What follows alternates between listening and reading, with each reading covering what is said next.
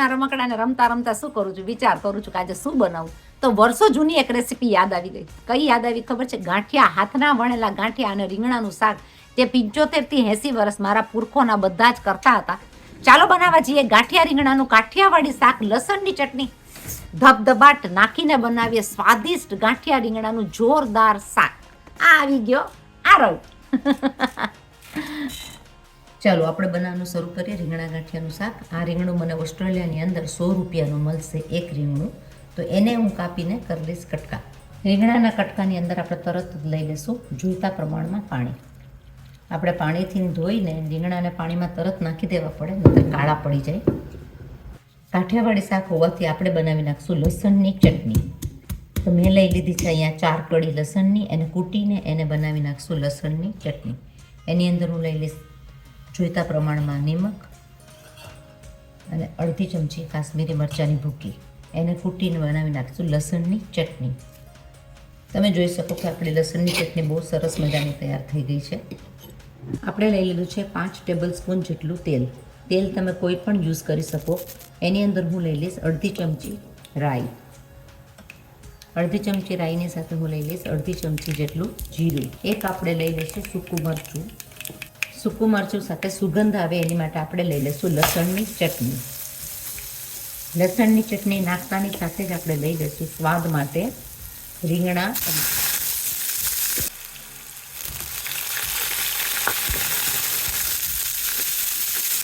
આપણો વઘાર એકદમ જ સરસ થયો છે. રીંગણા અને લસણની ચટણી એકદમ મિક્સ થઈ જશે. આ શાક ખાવામાં બહુ જ સ્વાદિષ્ટ લાગતું હોય છે. ખાસ કરીને રોટલા સાથે ગાંઠિયા રીંગણાનું શાક બહુ સ્વાદિષ્ટ બનતું હોય છે. તો આપણા રીંગણા તેલમાં ચડે છે, આની અંદર તેલનું પ્રમાણ થોડું સારા પ્રમાણમાં જોશે, કારણ કે ગાંઠિયા આવતા તેલ અંદર બધું ચૂસાઈ જશે. એટલે ગાંઠિયા અને રીંગણાના શાકની અંદર તેલનું પ્રમાણ થોડું સારા પ્રમાણમાં જોઈએ. આપણે રીંગણાને થોડી વાર તેલમાં સસડવા દઈશું. આપણે ઢાંકી દઈશું એક ઢાંકણથી. જ્યાં સુધી આપણા રીંગણા ચડે છે તો આપણે બનાવી નાખશું ગાંઠિયા બનાવવાની તૈયારી. તો મેં લઈ લીધો છે અહીંયા 6 ટેબલ સ્પૂન જેટલો ચણાનો લોટ અને પિંચ ઓફ સોડા બાયકાર, જેનાથી ગાંઠિયા આપણા બહુ સરસ મજાના સોફ્ટ બનશે. આને આપણે કરી નાખશું મિક્સ, અને થોડી એવી લસણની ચટણી. આ બધી વસ્તુને મિક્સ કરીને આપણે એના બનાવી નાખશું વણેલા ગાંઠિયા માટેની તૈયારી. આપણે ઢાંકણ ખોલીને આપણા રીંગણા જોઈ લઈશું કેવા ચડે છે. તો આપણા રીંગણા બહુ સરસ મજાના ચડવા માંડ્યા છે. કલર પણ બહુ સરસ મજાનો આવ્યો છે. તમે જોઈ જુઓ, ચડતા રીંગણા બહુ સરસ દેખાય છે. આપણે એની અંદર નાખી દઈશું જોઈતા પ્રમાણમાં પાણી, કારણ કે આપણને ગાંઠિયા બનાવવા છે. આ પાણીની અંદર આપણે એને ચડવા દઈશું 2-3 મિનિટ માટે વધારે. થોડું થોડું પાણી નાખીને આપણે એના ગાંઠિયાનો લોટ બનાવશું. ઢીલો લોટ નથી બનાવવાનો, એટલે આપણે થોડું થોડું પાણી અંદર નાખતા રહીશું. આ લોટ આપણે ગાંઠિયા પાડી શકીએ એવો મીડિયમ બનાવવો છે. આ કાઠિયાવાડી ગાંઠિયા રીંગણાનું શાક બહુ જ સરસ લાગતું હોય છે. આપણે લઈ લીધું છે જરાક એવો તેલવાળો હાથ, અને આપણે બનાવી નાખ્યો છે આ ગાંઠિયાનો લોટ આ પ્રમાણે. આનાથી ગાંઠિયા સરસ મજાના વણીને પડાશે. હવે આપણો વારો આવી ગયો છે રીંગણાના શાકની અંદર મસાલો કરવાનો.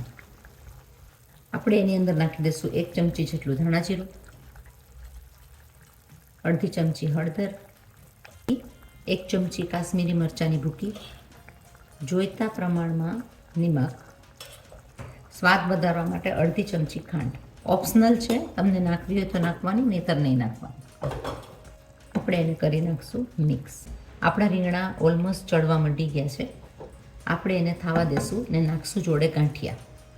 આપણે ગાંઠિયાને વણી લઈશું આ રીતના.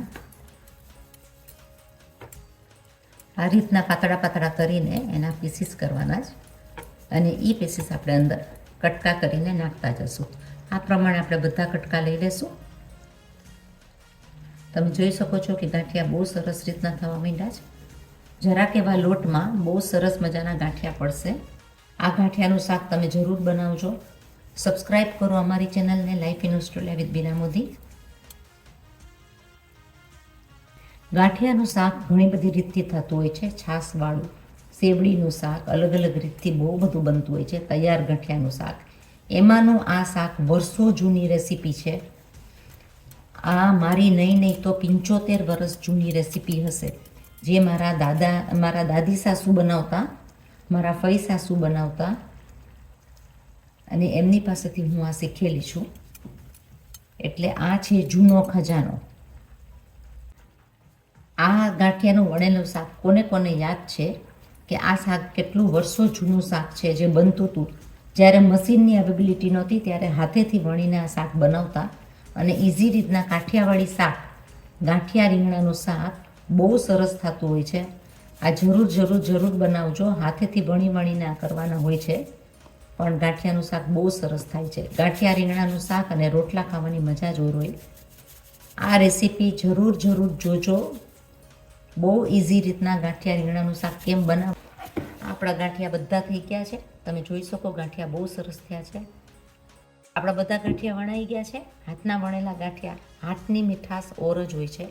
આપણે લઈ લેશું ઉકળતા શાકની અંદર.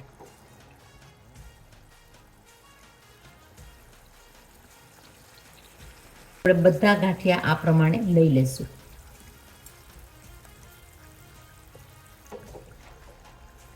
તમે જોઈ શકો છો કે આપણા ગાંઠિયા નખાઈ ગયા છે. અને આ ગાંઠિયા રીંગણાનું શાક બહુ જ સ્વાદિષ્ટ થશે. આપણે એને ચડવા દઈશું 2 મિનિટ માટે, ધીમે હલાવીને.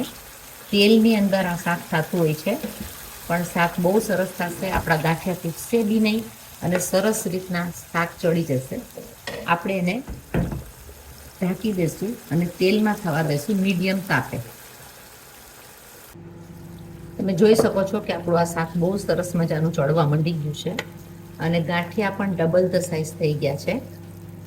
આપણે એને ચડવા દઈશું. આપણે કાપી લઈશું ટમેટા અને ધાણા. થોડું રસબસતું રાખવા અને ગાંઠિયાને ચડવા દેવા માટે માપ અનુસાર આપણે થોડુંક નાખશું પાણી. ગાંઠિયા બધું પાણી ચૂસી જશે અને આપણે એને થવા દઈશું 2 સેકન્ડ માટે. આપણું શાક તમે જોઈ શકો બહુ સરસ રીતના થવા માંડ્યું છે. આ શાક બહુ જ સરસ થતું હોય છે. આ શાક જરૂર બનાવજો. આપણા ગાંઠિયા ડબલ ધ સાઈઝ થઈ ગયા છે, એટલે ગાંઠિયા સરસ મજાના રીંગણામાં ચડી ગયા છે. રીંગણા ગાંઠિયાનું શાક બહુ સરસ દેખાય છે. સ્વાદમાં બહુ સરસ. આપણે દઈ દઈશું એની અંદર ટામેટા. આપણે એને થવા દઈશું 2 સેકન્ડ માટે. ટમેટા મેલ્ટ. આ આપણું શાક વર્ષો જૂની રેસીપી છે, હાથનું વણેલું. મને લાગે જ્યારે મશીન નહોતા ને ત્યારે આ હાથનું વણેલા શાક થતા હશે. તો એટલી જૂની રેસીપીમાં તમે જુઓ કલર એટલો સરસ દેખાય. આ શાક વધારે તેલમાં જ થાય, પણ રીંગણા ગાંઠિયાનું શાક તમે ગમે એની સાથે કે એકલું બી ખાઓ ને તો બહુ જ સરસ લાગતું હોય છે. તો આપણું આ શાક ખતખતું તૈયાર થઈ ગયું છે. કેવી રીતના બનાવ્યું હોય તમે જોયું, અને તમે આ ચેનલને રેસીપીને જરૂર સબસ્ક્રાઈબ કરજો. આપણે શાક લઈ લઈએ આપણા બાઉલમાં. ગાંઠિયાનું શાક રીંગણા સાથે, ભાત સાથે, પરાઠા સાથે બધામાં બહુ જ સરસ લાગતું હોય છે. આપણું આ શાક બહુ સરસ મજાનું તૈયાર થઈ ગયું છે. બહુ સ્વાદિષ્ટ લાગતું હોય છે. આ શાક તમે જરૂર બનાવજો. સબસ્ક્રાઈબ કરો મારી ચેનલને લાઈફ ઇન ઓસ્ટ્રેલિયા વિથ બીના મોદી, અને શેર કરો, કોમેન્ટ કરો, બીજાને પણ ફોરવર્ડ કરો. મળ્યા પાછા આવી બીજી નવી રેસીપી સાથે. ત્યાં સુધી stay safe and bye bye.